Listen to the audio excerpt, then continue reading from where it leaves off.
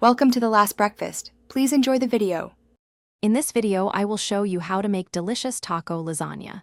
First, brown your ground beef and drain any excess fat. Then, stir in the taco seasoning according to package directions, adding a little water to create a flavorful mixture. Next, prepare your creamy sauce by combining softened cream cheese with your favorite salsa. This creates a rich, tangy layer that truly elevates the dish. Now, let's assemble our taco lasagna. Begin by spreading a thin layer of the seasoned ground beef mixture at the bottom of a 9 by 13-inch baking dish. Next, place corn or flour tortillas over the meat, overlapping them slightly to cover the entire surface.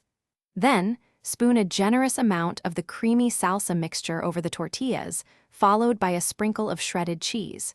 Repeat these layers until your dish is full. Hey everyone, if you're enjoying this guide, please hit that like button and subscribe for more delicious recipes. And speaking of staying cool in the kitchen, a quick recommendation: keep hydrated with an eau à la water bottle. It's perfect for sipping while you cook up a storm, especially with all that spicy taco flavor. Check the description for the link and other great deals.